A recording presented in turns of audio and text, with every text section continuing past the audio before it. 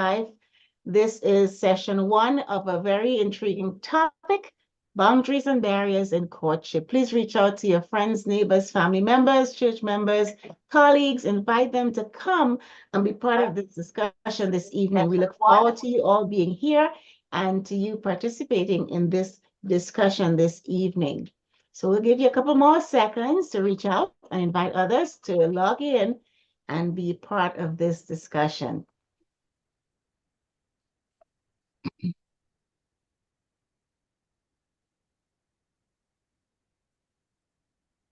Hi, Dr. King, how are you doing? Hi, everyone. I'm doing well. Dr. Nath, how are you? Doing well, thank you. All right, welcome everyone to another episode of Real Talk Family Life. We are here for a discussion on boundaries and barriers in courtship. We're excited that you're here with us, and we again reach out and ask you to invite others to come in and participate in this discussion this evening. Real Talk Family Life is brought to you by Faith Tabernacle and Caribbean Evangelical Ministers. And this evening, I am your host, Dr. Patricia Neff, and we look forward to this discussion. We have a wonderful panel with us today. These faces are not strangers to you. We have our very own Pastor Anthony Henry, but we also have Dr. Seneca King, who's joining us again this evening. So I'm going to ask the audience to, the panelists to briefly introduce themselves. But first, before they do that, let me tell you what the objectives are for this session this evening. The first objective is that the audience, that's you, that's us, all of us, will understand the definition between boundaries in relationships. And that's a word that most people don't like to talk about when it comes to relationships, but there is such a thing as boundaries in relationships. We would also like for you to understand that there are various types of boundaries, and we will get a good understanding of what those various types of boundaries are in relationships.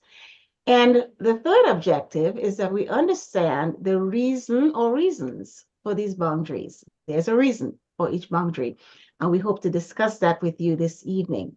So I am going to ask Dr. King to first introduce herself to you briefly, and then Pastor Henry will follow her. Good afternoon or good evening, everyone.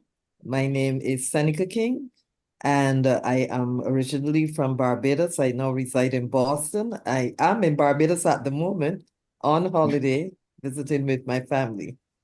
I am an educator, and I am also a Bible-believing Christian. So everything I talk about is in that context of it's very biblically based. And should I talk about the boundaries at this point, or I'm just introducing myself? Just introducing yourself. Okay. So I've been an educator for many years, and I enjoy interacting with young people, and that's my life passion. Thank you, Dr. King. Pastor Henry? Thank you, Dr. Neff. It's a pleasure to be on again. The family is very important to me. I think that when I look back on the life that God has given to me, it has been the most precious gift that I have had. We talk about God being there with us in trials and testings. You don't feel that presence unless your family is there with you when you're going through those hard times. And I thank God for the wonderful family He has given to me, and always want to be a part of this program to help others to find that joy of having a beautiful family. Wonderful. Thank you. And again, welcome, audience, for being part of this discussion this evening.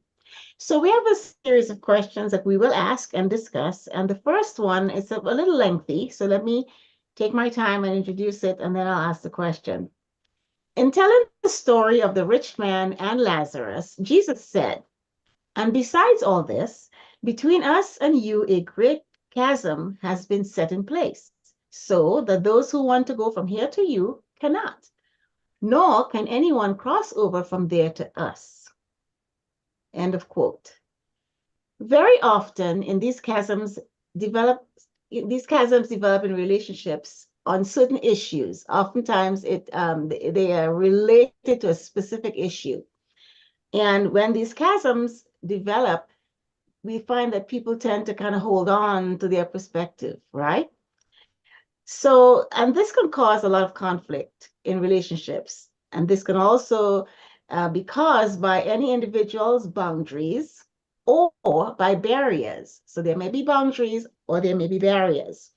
I'm going to ask the panelists to define for us boundaries and barriers and explain the difference between the two for the audience. And I'll start with Dr. King. Okay. For me, boundaries are like an invisible fence that define what behaviors are acceptable for an individual to operate or to interact with other individuals. Just like you have a fence that establishes your boundary line from your neighbor's boundary line. Boundaries are these invisible rules and guidelines that we use to define our behaviors. I define what is acceptable to me, you define what is acceptable to you. And as I often say to my students, your freedom ends where my nose begins. Because we all have our individual rights and freedoms, but when your freedom begins to impact me in a way that I don't want, then your freedom is no longer a freedom, but it becomes an offense to me. You have crossed my boundary lines. And a barrier is something that separates individuals from each other. Now, while boundaries are good things to establish to help guide our behaviors and our interactions with one another, we do not want our boundaries to become barriers or blockades to having good, healthy interactions. So we need not see boundaries as barriers. They could become barriers if they are overly defined or overly, established, and where it begins to create problems in the interaction, then the boundary may become a barrier. But boundaries are not meant to be barriers. Actually, boundaries are meant to help you interact in such a way, such a healthy way with others, that there are no barriers to communication and your interactions with each other. Thank you, Dr. King. Pastor Henry, what do you say? I don't know if I can add much to that. I would say that I totally agree with Dr. King, but boundaries are established basically to protect and define your personal space. So it's a concept in your head that you have established that you use to define your personal space, your comfort, and the way you would operate within a relationship. And I agree, they're healthy and positive, and they help to maintain mutual respect and understanding. Boundaries can facilitate open communication, like open communication, trust, and respect, so that once the other person understands where you are at, I know this is your limit, this is how far I can go on a particular issue, then I learn to respect and don't push beyond the limit. Don't push beyond the boundary. To the individual, the boundaries clarify what is acceptable and what is not. And once we have defined that for ourselves, we can then communicate that to those with whom we are related, those with whom we are in a relationship. And that would ensure that both partners, especially in courtship, they feel safe and valued in the relationship. Barriers, on the other hand, are often unintentional. They are a sort of defensive mechanism built to protect oneself from perceived threats or past hurts. They are often unhealthy and restrictive. And so they can prevent growth in the relationship. So barriers hinder communication. I have put up a block. I don't want to hear you on this particular issue. I don't want to interact with you on this issue. That's a barrier. They can create distance and even misunderstanding, and often lead into conflict and resentment. So if I were to give an example of a boundary, I would say that sexual intercourse before marriage should be a boundary for every young person who is getting into a relationship. And I guess so, what you mean, Dr. Henry, is that no sexual intercourse yes, before well, marriage or yes, outside of marriage. right. So that the other party knows exactly and clearly where you are at, and they don't push the limit. They don't try to impose upon you so as to get you into an act that you do not want to get involved in. I would think, as a matter of fact, when I think of boundaries, I don't know if I have any at present that for family that I can think about. For some people, they make their cell phone.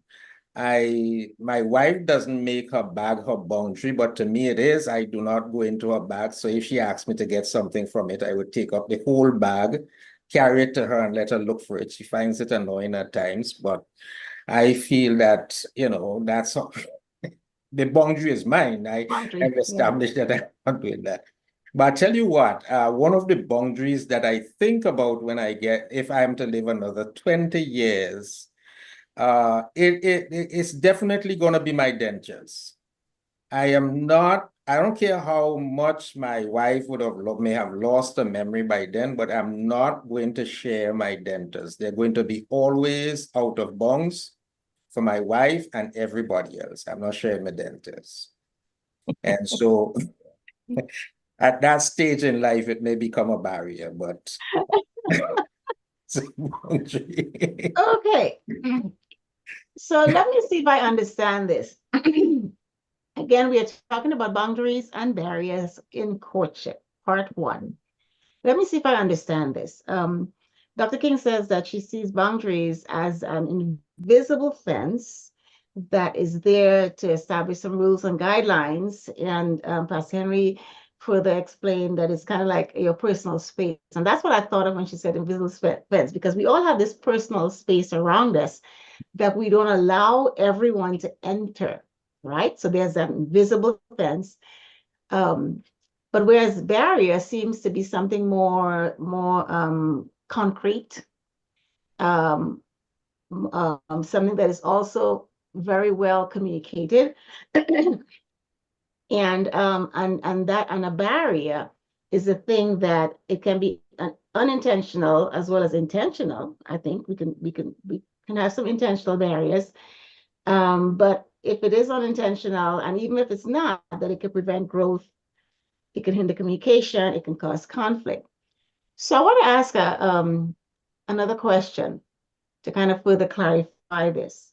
Since these boundaries are these invisible fences that we use, is it possible that boundaries can move?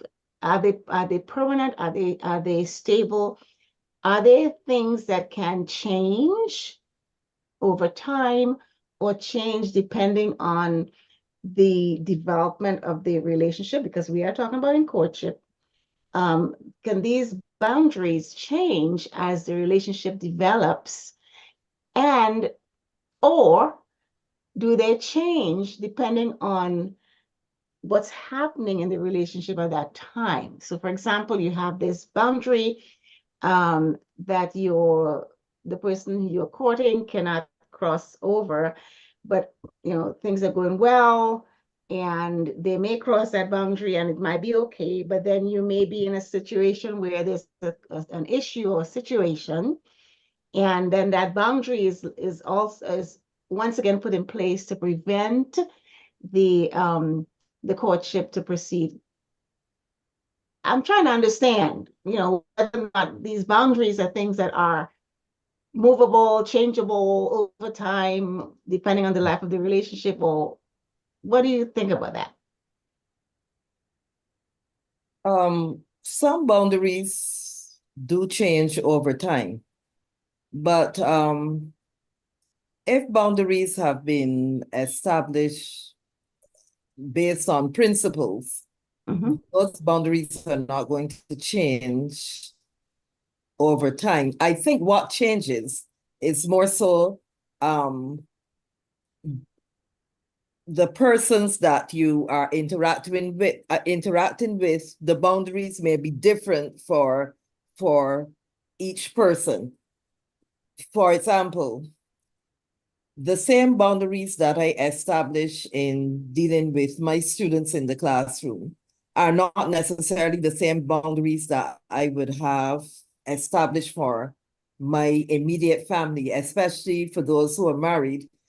You wouldn't have the same boundaries that you have for your students. It wouldn't be the same boundaries that you have for your spouse, your husband, Mhm. or your wife. Right?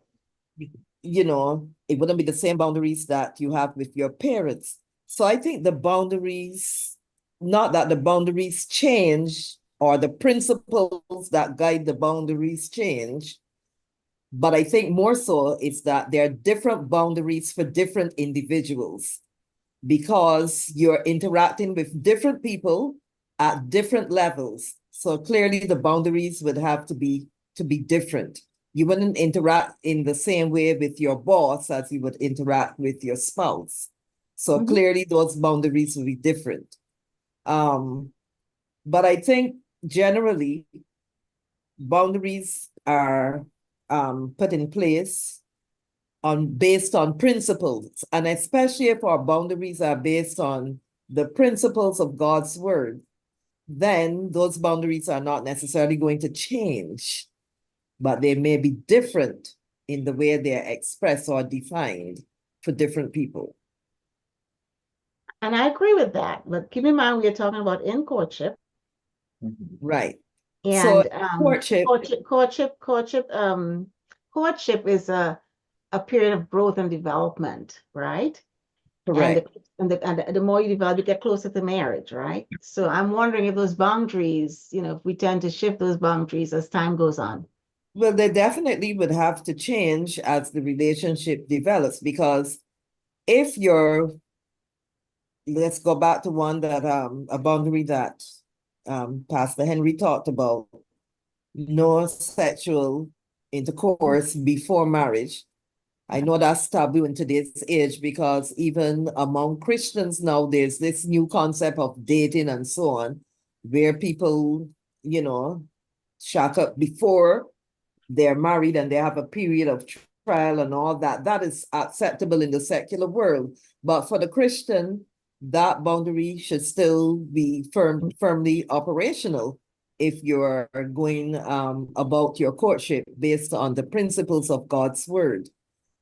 But clearly, when you get married to that person, the two now become one, the boundary shifts because you cannot say to your spouse, you know, we are never going to have sexual intercourse because the parameters of that boundary have now changed. So clearly there would be some boundaries that would change from courtship into marriage. But respect for one another and and keeping that intimate relationship healthy and godly, certain rules are still not going to change. Mhm. Like, for example, there's this concept, some people believe that because you're married to a person, you can never say no when it comes to intimacy to that person. But even the Bible talks about that there are times when in agreement for a period of time, or depending on what is happening in the marriage where people are located and so forth and so on, you may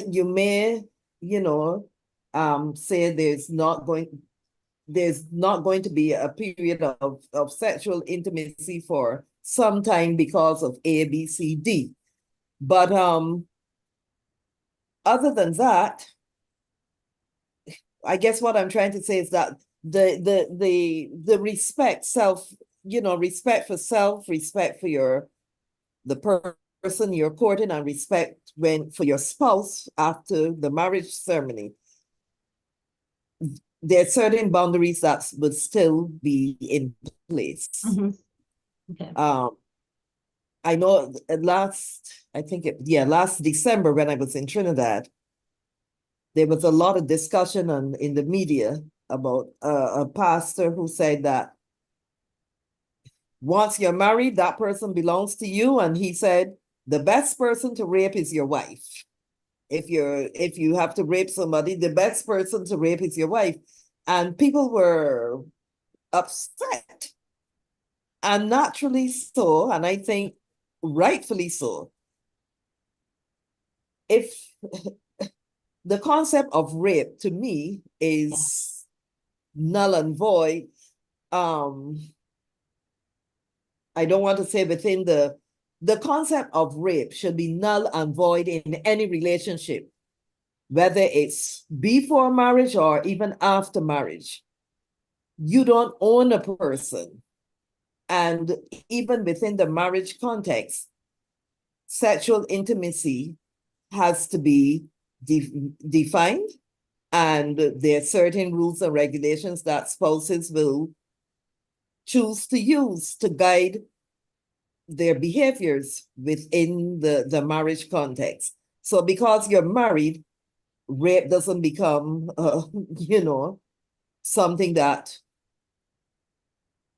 is your right. It's not your right to your wife's body or your husband's body.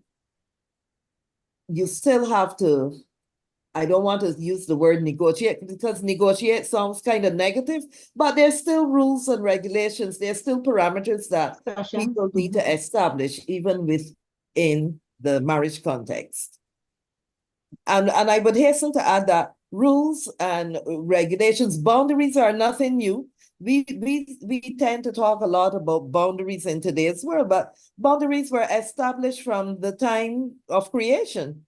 You had boundaries that God established, physical boundaries that keeps the waters bundled up and away from the land. All right. And he established boundaries between how we would interact with him and how we would interact with each other, how we would interact with the animals that he put in our care, etc., etc. So boundaries were always there. Always. So it's nothing new. And boundaries need to be respected. And yes, some boundaries will shift after a person gets married. But to me, generally, boundaries that are established on principles don't change that much, even within the marriage context. Thank you. Pastor, are you wanting to say something, or should we go on? I totally agree. I think that the thing is that as people grow, relationships grow. There are some things that there are some barriers, some boundaries that you establish. Trust, respect, as they are manifested, you tend to move the boundaries, right? So that whereas in courtship, I would say that I am my bank account is not really accessible. Once we are married, it becomes a joint account, and so the boundary has been removed. Yeah. Mentally, and so the thing is that some people, and I when I refer to boundary, I refer to it as a mental something. It is something in your mind that you establish, that you share with the other person. Because even at times when we remove the physical or what we can see, the problem still exists in my mind. I can now tell my partner, listen, I trust you to the level of doing certain things. So those boundaries have been removed. I'm not going every evening and checking our joint account to see the balance. That boundary has been removed. Probably earlier on in the relationship, while we are getting to understand each other and so on, didn't even have access to that. So that because there was a boundary there as far as my finances were concerned. So that we need to understand, yes, they may change, but the change has to do with our change of our mindset or the way we think about the boundary that we would have established. And I would say that when you are in a relationship, when there is going to be a change, when you are going to either extend the boundary or remove the boundary, you should talk to your partner about it. And I love that you mentioned respect, because I was thinking of that as a boundary. You know, respect should always be a boundary. Even, and it should be established in courtship and be continued throughout, that there's mutual respect and trust, between the two parties. I'm going to move on to the next question. There are several types of boundaries that are necessary for a healthy relationship. For example, physical boundaries, time, intellectual, emotional, material, and these are just a few, there are others. Can you address one of these boundaries and state the benefit for doing so? Pastor Henry, I'll start with you. Okay, so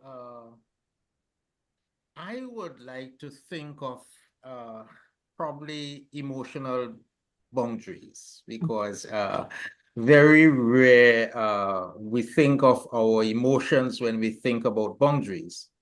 And to establish, first of all, boundaries that relate to our emotions, we need to start with the awareness of ourselves, and that's where it's only when we have that sort of a self-awareness that we can talk about our limits and so on.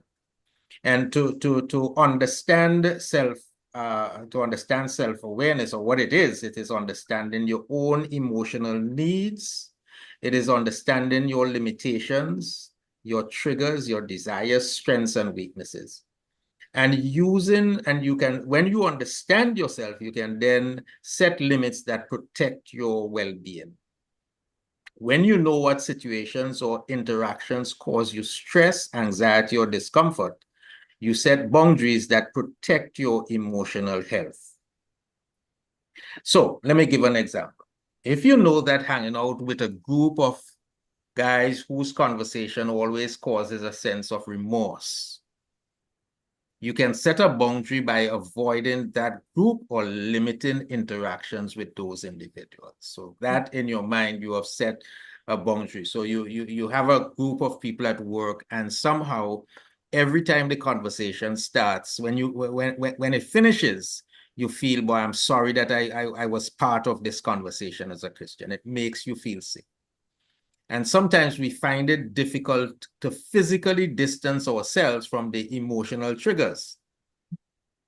Paul, in those situations, must see change of our mindsets to the emotional problem. We have to change the boundary, so that here is Paul, as far as he's concerned, he has this problem with the thorn in the flesh. Somebody say, well, how is that a boundary? The things that he wants to do, he doesn't find himself doing. He's being harassed mentally, emotionally. And so he prays, and he doesn't have any relief. All he gets is the idea that God's grace is sufficient. God's grace is sufficient. Those are the words that are ringing in his head. And you note now that although he has the problem, he would say, in order to keep me from being conceited, I had this thorn in the flesh. Let me read the scripture. a messenger of Satan to torment me. 3 times I pleaded with the Lord to take it away from me. But he said to me, my grace is sufficient for you, for my power is made perfect in weakness. Now, look at the change here. Look at the change. He has this problem. He has this weakness. And he says, therefore, I will boast all the more gladly about my weaknesses, so that Christ's power may rest upon me. So he sees the emotional problem that he's experiencing. He understands he has to live with the experiences, but knowing himself, he is able to set a boundary for himself. He is able to establish in his own mind that I have to live with this. I am going to live with it. And so as much as the temptation is, I am not going to fall and become prey. I'm not going to allow my emotions to control me. I remember that years ago, when I suffered with an anger management problem, I had difficulty in restraining myself in certain issues. And so I had to come to a place where, in dealing with others, as soon as I sensed that there is an issue that was going to cause me to be upset, I either withdrew myself, but I found a way to escape the issue. And so when I had to deal with people who were close to me, what I discovered is that in talking about the problem and sharing the problem that I had and communicating what my issues were, it helped me over a period of time to deal with the anger problem. And so we are supposed to understand ourselves emotionally, right? And when we do that, we are somehow better able to establish, to let the person know, listen, this is what triggers me. And sometimes we are not open. We are not, we are not always upfront in sharing these issues with others. Well, when I say others, with those who are close to us. So that we have to get to that place, as James says, that when we we establish the boundary for ourselves. The boundary, sometimes when we talk about the emotional boundary, we talk about somebody getting into our space. We at times, when we think of emotional boundaries, we have to think about the limitations that I'm going to put on myself. The restrictions that I'm going to put on myself in order to do what is right. Okay. Dr. King? I'll choose physical boundaries. This has to do with my personal space, safeguarding my personal space, safeguarding my body, practicing good hygiene, and knowing my comfort level. I chose this one because this is one that teachers will often see, elementary school teachers, as well as high school teachers, and perhaps even junior college teachers will see this a lot.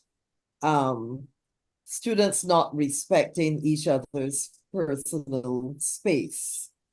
And even within intimate relationships, respecting the other person's personal space. And what do I mean by that? This one could be easily translated as, do not touch me where I don't want to be touched, when I don't want to be touched, respecting that I have the right to say no, even if I'm married to you. I still have the right to say no if I'm not ready for sexual intimacy within the marriage context. But you see it a lot with very secular, everyday interactions with people. You know, there's some people, they can't talk to you unless they touch some part of you. They Right. have to touch your buttons or you know, they'll touch your hand, they'll touch your shoulder and stuff like that. And I once remembered in a classroom, I heard a female student saying to a male student, I told you not to touch me. Why are you? And he kept pulling at her, you know, because he didn't respect her no as a no. He said, but I talk to you all the time and I do this all the time. Why are you saying now don't touch me? And, you know, I watched the interaction for a while and then I called him over and I spoke to him and I said, listen, even if she allows you to, you know, touch her when you're talking to her, at this point in time, she said, no, don't touch me. You need to hear no and understand no and respect no. She might not be in that certain place, that certain emotional place today where she wants to feel you pulling at her. And I said to him, in this country, you could get in a lot of trouble for that because all she has to do is call the authorities and say, this person is harassing me. And I said, you will be put in handcuffs so fast. You would not know which God you're serving. So respect that she had said no, and don't touch her if she says, don't touch me. And that is something that I think we can relate to in the Caribbean context, because again, Caribbean people are very physically expressive. When they talk, they like to touch and so forth and so on. And sometimes that is uncomfortable for a person. You may not know the background of that person. You may not know what physical trauma or emotional trauma they have gone through in the past. And so they recoil when you touch them, and you need to respect that and don't touch if they say don't touch. And I think in courtship relationships in particular, both the man and the woman, the young man, the young woman, the old man, the old woman, they need to understand that if a person says, I don't like to be touched in a particular way, respect that and you know, and don't push past that boundary. So also knowing your comfort level. People have different comfort levels. What is a healthy touch for me may not be a healthy touch for you. And if you don't communicate that clearly, and if you choose to overlook that, you can find yourself in a lot of trouble because, you know, you may be able to touch your cousin, your sister, your whatever. When you're talking to them, you know, you put your hand on their shoulder and they feel okay with that because they know you at a different level from how I know you. But when you touch me, I always remember when I first moved to Boston, I taught in a secular school. This was my first foray into secular schools. I taught at a private school first. And there was a guy at that school who, when he was talking to you, he would actually get in your face, like up close. And I didn't like his smell. I didn't like anything about it, but he would always, and it took me a while to work enough courage to let him know, I don't like you getting in my face when you're talking. You can talk to me with a little more separation, and I can hear you and understand you just the same. You don't need to get up in my face to talk to me. And I kind of distance myself from that individual because what he did always made me feel uncomfortable, even though he was, outside of that, a nice person. But it bothered me, and I had to let him know that at some point to make sure that we could interact with each other in a more healthy way. So respecting physical space, it's like you go to a parking lot and you see reserved for administration or reserved for principal, reserved for whoever. You know you are not that person. Respect the space. Find another place to park. Even if that space is wide open, find another space to park because that is a boundary that has been established. So again, we need to respect, physical boundaries that people put in place. So, in a courtship relationship, Mhm. when each partner has established those boundaries or rules or limitations that they've set for themselves or the other partner in that relationship, how would you advise us to address situations where one partner, tend to disregard those boundaries? And instead of respecting those boundaries, they tend to disregard it. So instead of they ignore your no, or they ignore when you've communicated that you're uncomfortable in certain situations or having certain conversations or space issues, but you find that this partner consistently violates your boundaries. How would you advise the audience to address this if this is what's happening during the courtship period of time? Pastor Henry? It is time to have a serious discussion with your counselor and that individual, because oftentimes people's upbringing, their education, and when I say education, I'm not talking about what you get at the formal level, but the way you are trained by those in your circle create certain things that make that person believe that what is being done, that there shouldn't be any boundary. We should be free. If we are together, we should be free to do such and such. And sometimes you try to have a conversation with that person, and the person to let the person know, no, what you are doing is offending me. And they may not be able to, they may see it as what you are putting forward there as a barrier for the relationship. And so you are honestly trying to say, this is offending me. This is not making me feel comfortable, because you're breaching into some private area, be it emotionally or physically. And it may be that this person, because of their upbringing, they may be thinking that all is well and good, and you are putting up a barrier that is not necessary for the relationship. And so it is at that point you need to sit down with your counselor.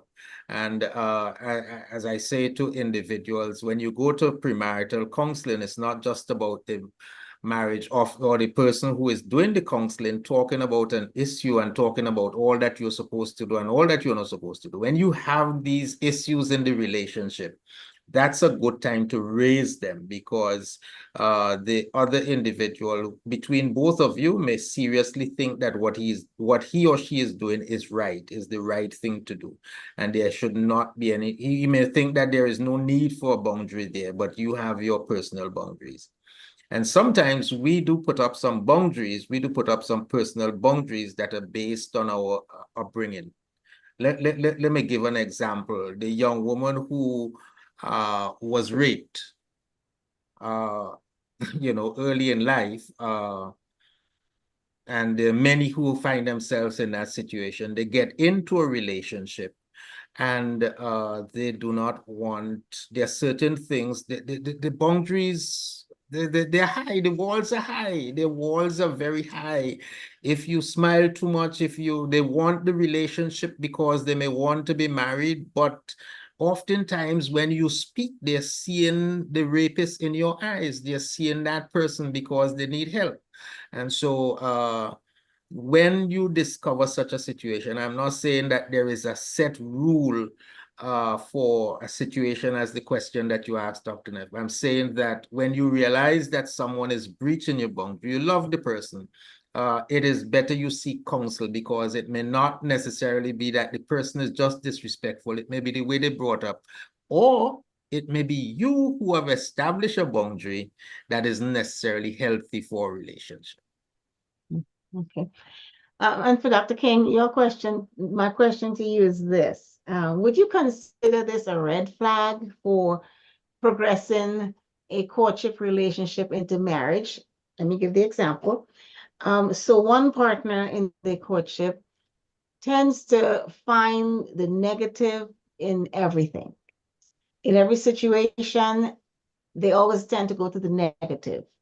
Um, Seeing the silver lining or a positive aspect of anything seems not to be something that they're capable of. And the other partner tends to get really frustrated and stressed and almost to the point of anger when every situation is approached with a negative approach. Would you consider this a red flag to be really seriously considered when thinking about progressing into marriage? Well, it could be. It could be a red flag. Um, I don't know though if I would put it in the category of a boundary being contravened. I think that's more of a personality trait. You know, there's some people, the glass is always half empty rather than half full. Um, and but if it is goading the other person to the point that they're getting angry all the time, they may need to discuss that with the potential partner or expected partner, and you know, bring it up in the presence of let that be one of the things that the counselor discusses with both of you, because that is a personality trait and it is not going to change overnight. Even if you love that person to death and you know you're willing to work with that person, understand that that is a long established personality trait, and it may adjust a little, you know, a little over time, but that's just who the person is. One person is pessimistic and the other one is very optimistic. So it could be a red flag to me only if it is goading the other person to the point of anger all the time. But generally what I would say for boundaries, when people keep invading or overriding another person's boundaries, I think that that is a time where the person has to, you know, get some outside help with in talking to their partner about whatever that boundary is that is being ignored all the time. First of all, I would expect that in a courtship relationship, you would try to communicate very clearly here, and let me say a little bit about communication. A person may not necessarily know your boundaries if they're not well communicated. Sometimes we have boundaries in our own heads, but we haven't told the other person or persons with whom we are interacting that this is a non-negotiable for me. This is, you know, I just can't live if this is not in place, or, you know, here is my limit to this, whatever it is, this particular interaction. So if you don't communicate, first of all, clearly that this is a boundary. If as a teacher, I don't tell my students, like, this is a no for me, you don't do this to me, you know, they wouldn't know that. They can't read my mind. So I have to communicate clearly what my boundaries are. Now, once I've communicated what my boundaries are, and a person with whom I'm interacting keeps ignoring that boundary, then I have to deal with it. And one way I would think that you would first tell the person, you know, I've told you before that I do not like XYZ, but you keep doing this. Is this going to be a problem for us? Is this something that you can't help from doing? Because if it is, then we may not be compatible for each other. And in some cases, the person just needs to accept that that is your boundary. You know, they might, like when the student said, "Don't touch me," and the guy kept touching her, he clearly did not respect her no as an answer. So sometimes it takes, and then I intervened and I said, she said no, don't touch her. You need to respect that. And I think it's only after I intervened and I said that, he heard it from another source. He heard it from a person who is kind of like an authority figure. Then it made sense to him what she was saying, and he backed away from harassing her. So sometimes you have to communicate clearly that this is my boundary. That's first.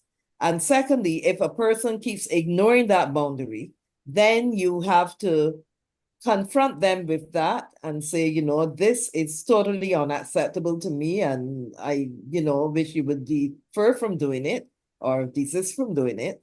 And then if that doesn't work, you may need to bring in another person. And if that still doesn't work, you may just need to part company with that person.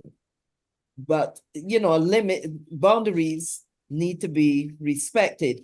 And I would hope that these are boundaries that are acceptable to both persons. Because on the other hand, I know of instances where people set unrealistic boundaries. And who can live with unrealistic boundaries? Nobody can. So boundaries have to be sensible, they have to be realistic and clearly communicated in order for them to be respected. All right, there's a comment in the chat. I think negativity is more a barrier to a good relationship, says Pastor Griffith. Correct. All right, how are we doing on time?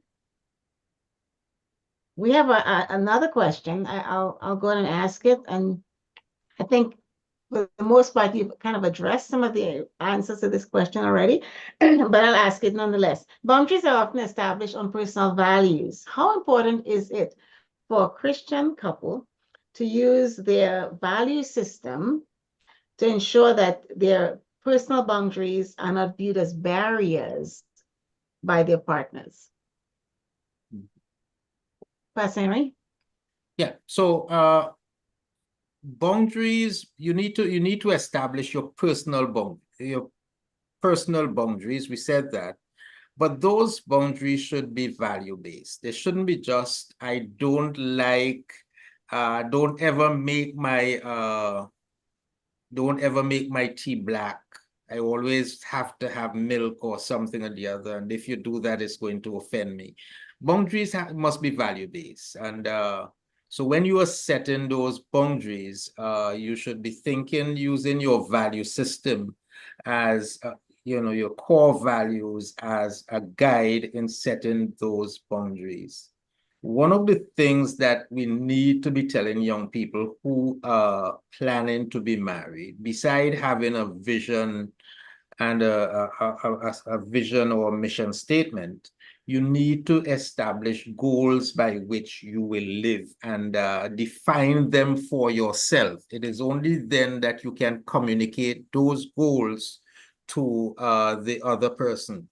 There are too many of us who just, as young people, too many young people, I should say, I can't say, or too many of us as young people.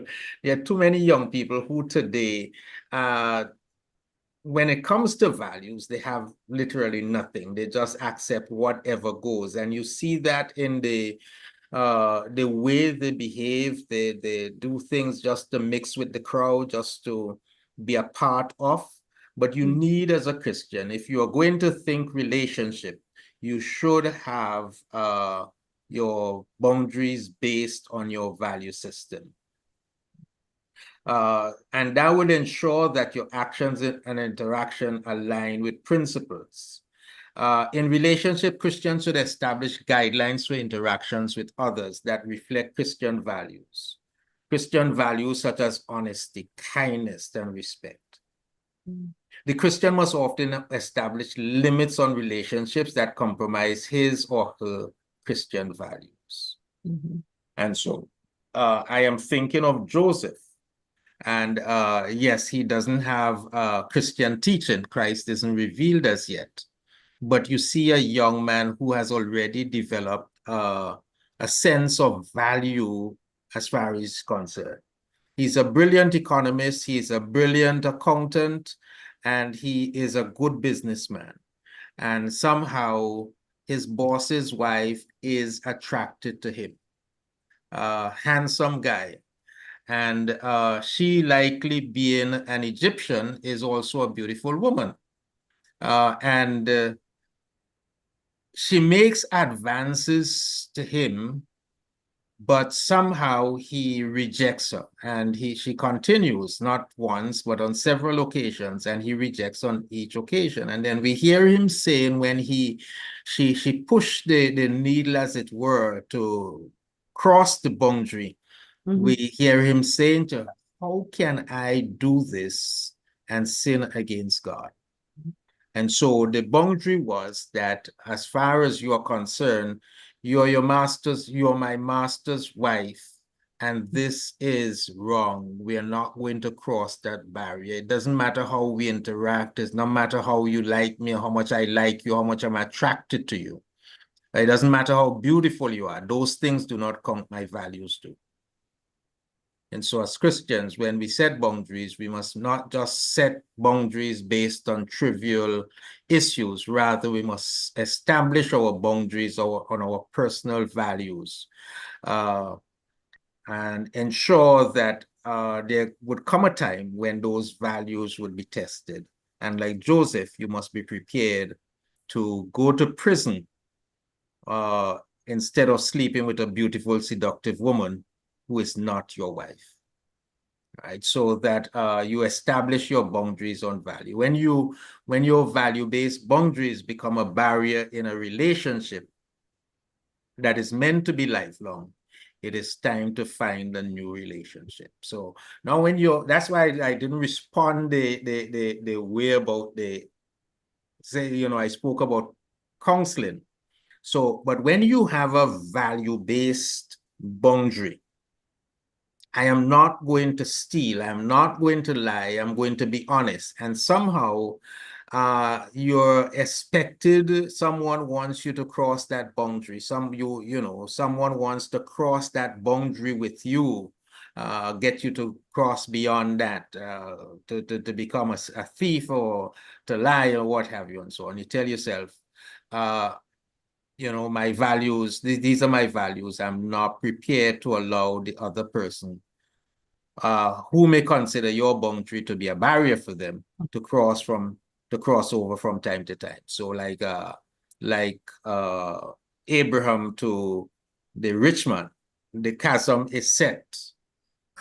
You are on that side, I am on this side. We cannot cross to each other. We cannot we cannot get over. But in that relationship, there are times in every relationship when your partner is going to do something that would cross over the boundary, the value-based boundary that you have established. And so I'm saying in courtship, it may be a time, it may be a sign, it may be a time to consider, if you cannot live with this, to separate, to end the relationship.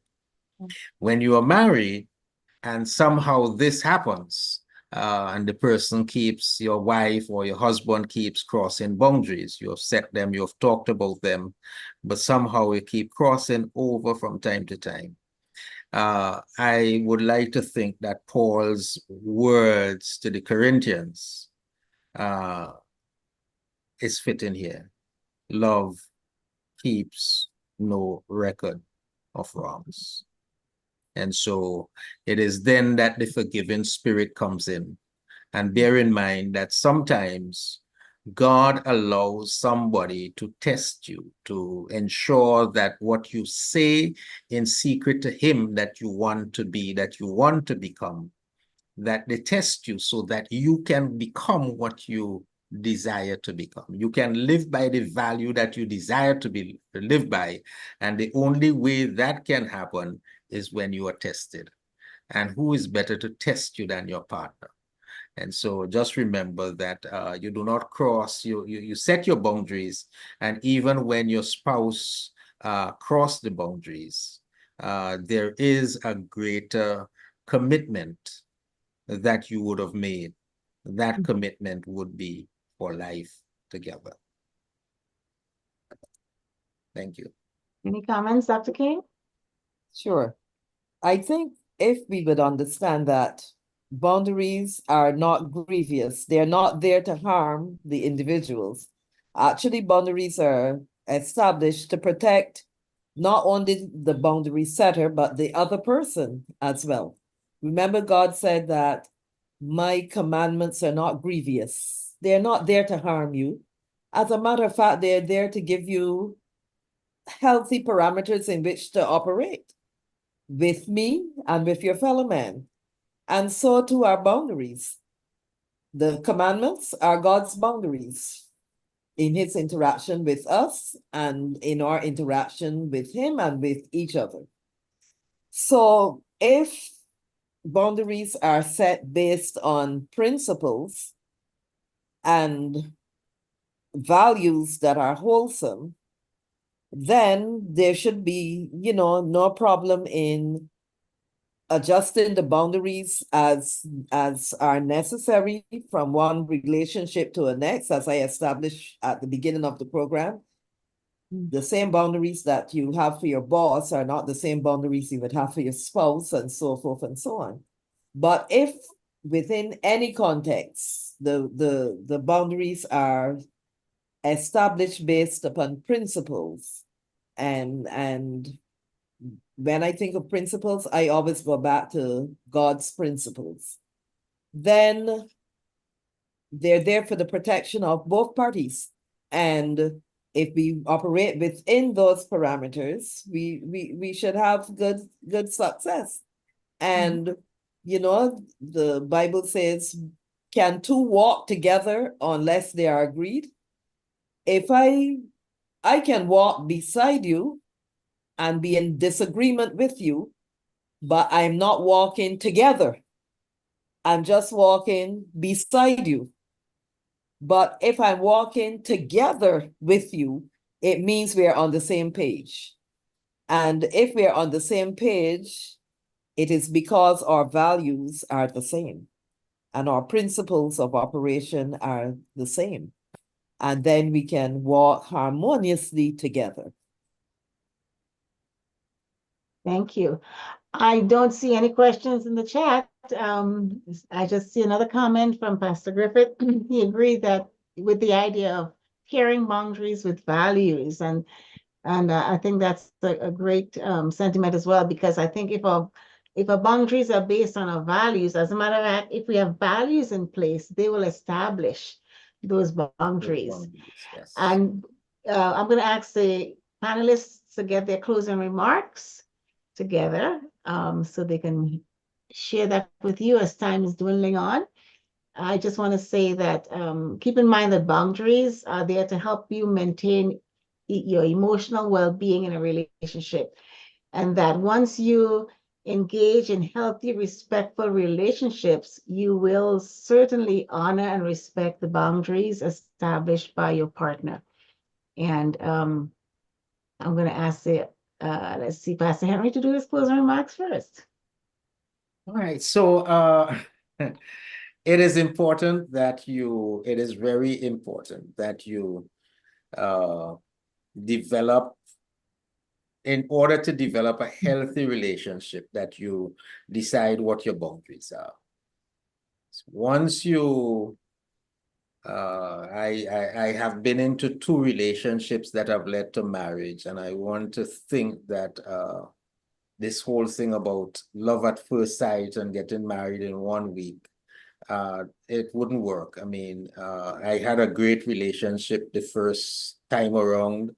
And when I met my wife, my current wife, I felt that I had, I understood it all, and that I could just walk into a relationship and have it work just as how I had it. I had a lot to learn the second time around again, that people are different. And there are some things, the only thing that is going to help you with those differences is to have fundamental mindsets, beliefs, system by which you are going to live. And when you come to that person, when you meet that person, look beyond, look past the facial expressions, the facial beauty and what have you, and so on. I know that somebody says that I didn't take that advice. I was lucky to find 2 very beautiful women in my life over my 40-something years of marriage. But you have to look past that to ensure that the person's values line with yours, because it becomes very painful. I do a lot of marriage counseling. It becomes very painful when there are issues out there. There are lots of issues out there that people talk about, and when you sort of summarize it, is that the boundaries that one person has is one person would have, they're so much different to what the other person holds. And so, it creates offense, it creates problems, it creates misunderstanding. And so when you sit down to talk during the courtship, forget the movie for one day, forget the dinner or what have you. If you go to dinner, sit down and talk about what your core beliefs are, what the things that you want to achieve, the things that you cannot accept as an individual, you would not do as an individual in the relationship. Talk about them. I hear it from my wife all the time, and I said to her, well, good for you. But she would say, you go out there and find another woman, just keep walking. And don't even bother to come back to me. She says that all the time. But that's a boundary. What am I supposed to do? So all the many beautiful ladies that I've met over the 20-something years I've been married to, I've only as I talk to them, I tell her, I say, listen, this is just a friend, this is who she is, what have you, to make sure she doesn't even have this thought that I am interested in those ladies, because that's a boundary, you see. So you get to know the person's boundaries, share with you, the other person, yours, what you can take in the relationship, and even those emotional sides of your life, your anger problem, the things that bring you joy and all of that, share it with the person so that the person doesn't get you angry by doing certain things, or get you off by doing certain things. Thank you. Dr. King? I would like to end by reminding the audience why we have boundaries, and giving them a few steps for setting healthy boundaries. So I'll start with why we have boundaries. Remember, boundaries are there for your self-care as well as for the other party's self-care. Boundaries create clear guidelines or limits to how you want to be treated. And the other person sets guidelines or boundaries for how they expect to be treated by you. Also, boundaries honor the individual's needs for safety and respect. Boundaries improves emotional health.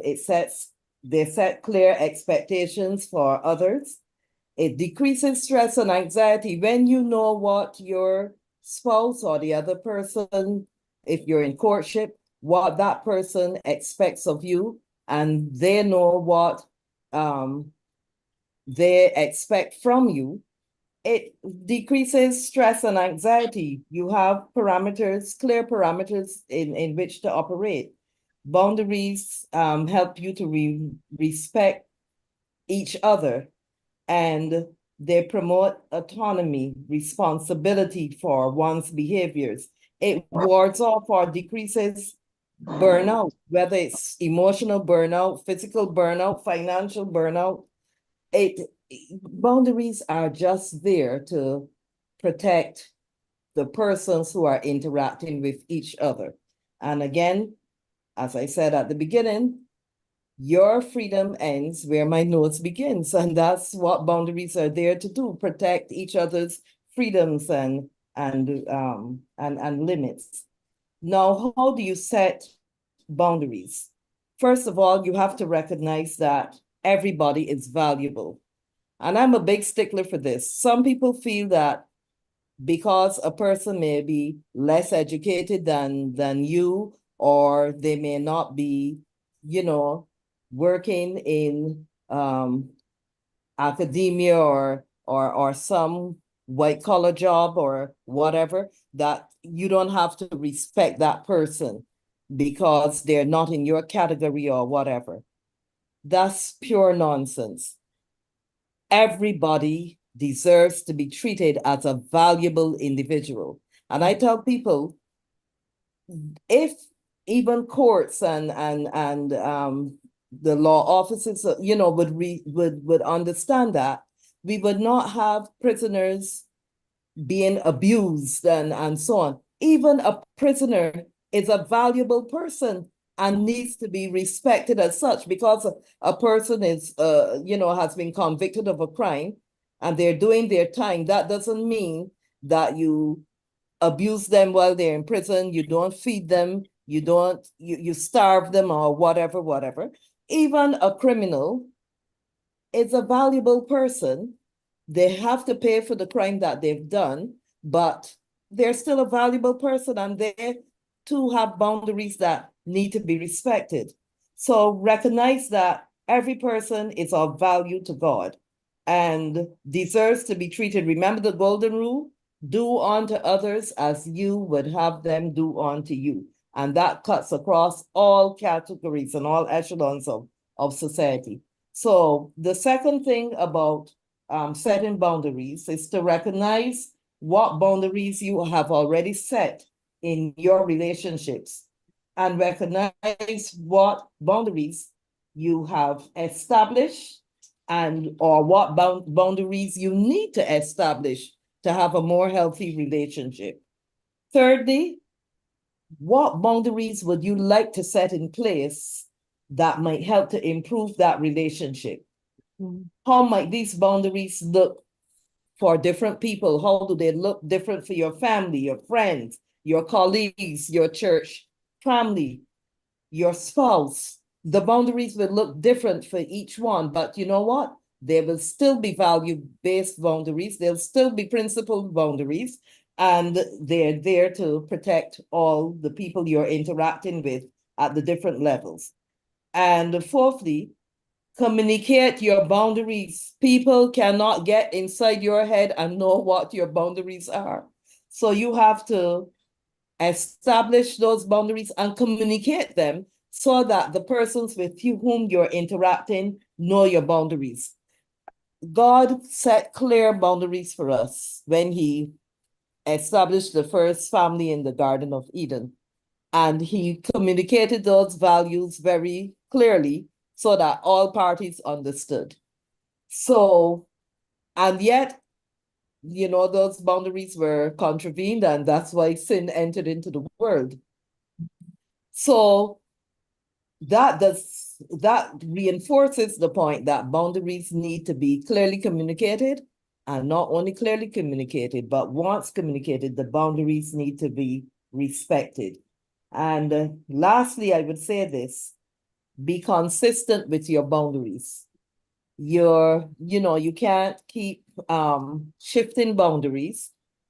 If you don't like to be touched in a certain way, don't establish that and be consistent with it. And when a person contravenes that, you say to them, you know, this needs to be respected. I told you this, and get outside help if you need. So those are a few steps in how to set healthy boundaries. And I hope we will all have our boundaries and clearly communicate them and live within the parameters of each other's boundaries. And we should have healthy relationships if we do that. Thank you, Dr. King. Oh, wow. What a discussion. Now, this was only part one. Part two of boundaries and barriers in courtship will be next week, a week from today, at the same time. And we will have some scenarios for you. And these scenarios are intended to help you look at again, boundaries and barriers, and look at some of the boundaries and barriers in relationships that occur in real life situations. So please come back and join us next week for part two of boundaries and barriers in courtship. Over to you, Pastor Henry. Oh, thank you everyone for joining. And as Dr. Neff rightly said, thank you, Dr. King, for being on our panel this evening. We're going to have a great discussion. And somebody asked a question right after that. We are going to follow we have a program, two programs for that matter. Don't get into courtship, or when you get into courtship, you must answer the Amos question. So plan to be with us for the next all of July and August. Have some great programs lined up for you, and look forward to seeing you next Saturday evening at 7:30. Thank you for joining us. Have a good night, everybody. Thank you, Dr. Neff. Good night. Good night. Good night, everyone. Good topic. Good night. Good night. Program. Thanks for the pertinent information. Thank you. Good night. Good night. Good night. Good night, Sister Rhonda.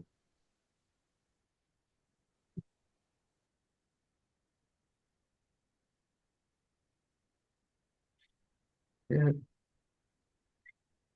Please stop streaming. Ah, yes, thank you. I don't know, I never remember that.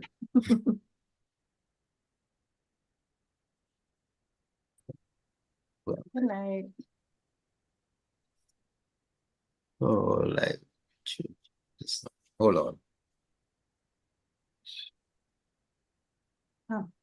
I think it's someone. Yeah. That's mine.